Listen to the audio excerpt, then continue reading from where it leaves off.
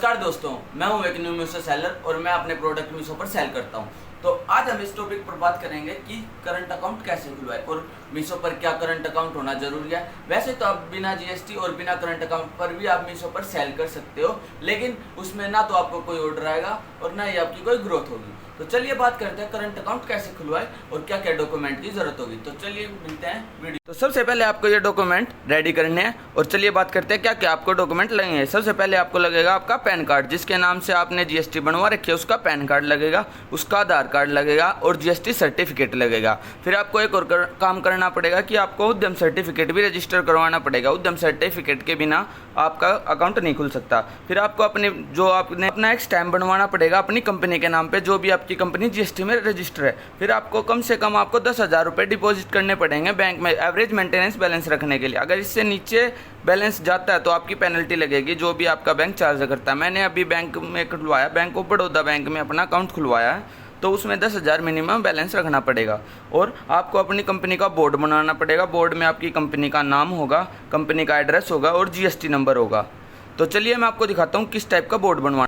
तो दोस्तों, आप अपनी कंपनी का इस टाइप से बोर्ड बनवा सकते हैं, क्योंकि आपके बैंक से वेरिफिकेशन आ सकती है। तो आपको अपने घर के बाहर या आपने जो भी कंपनी स्पेस ले रखा है उसके बाहर आपको ये बोर्ड लगाना पड़ेगा, क्योंकि वेरिफिकेशन के लिए जीएसटी वाले भी आ सकते हैं और बैंक वाले भी आ सकते हैं। इस टाइप का आपको बोर्ड बनवाना पड़ेगा 4x4 या 2x2 का। अपनी यहाँ पे प्रोप्राइटरशिप बनवानी पड़ेगी दिनेश कुमार, और अपना कंपनी का नाम, एड्रेस, और यहाँ पे आप अपना जीएसटी भी लिखवा लेना। अभी मेरे पास जीएसटी आई है ना, तो मैं अपना नया बोर्ड बनवाऊंगा। तो दोस्तों, इस टाइप का आपको स्टैम्प बनवाना पड़ेगा अपनी फर्म के नाम से। और क्योंकि बैंक में आपको 10-15 पेज का एक फॉर्म मिलेगा, उस पर आपको अपने स्टैम्प और अपने साइन मारने पड़ेंगे। इस टाइप का स्टैम्प आएगा, आप यहाँ मार्केट से 100-200 का बन जाएगा आराम से। और ये स्टैम्प पैड है, 2 टाइप के स्टैम्प पैड आते हैं, लेकिन आप ये बनवाना स्टैम्प। एक तो इसमें इंक बाहर से भी आप कर सकते हो और ये सस्ता ही बनता है। और इस टाइप का आपकी कंपनी का नाम और प्रोप्राइटरशिप होगा, यही बैंक में चलेगा। इसके अलावा आपका बैंक नहीं खुलेगा अगर ये नहीं बनवाया तो। और इस टाइप की मोहर लगेगी आपकी फॉर्म पे।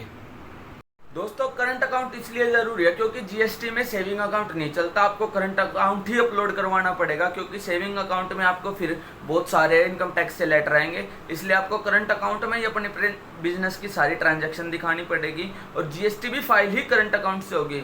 अदरवाइज आप 45 दिन तक अपना ना तो कोई अकाउंट जमा करवाओगे तो जीएसटी में आपकी जीएसटी सस्पेंड हो जाएगी। नेक्स्ट एक और इन्फॉर्मेटिव वीडियो के साथ बाय बाय, टाटा। और सब्सक्राइब कर लीजिए, मैं भी एक नया मीशो सेलर हूँ, मेरे को थोड़ा सपोर्ट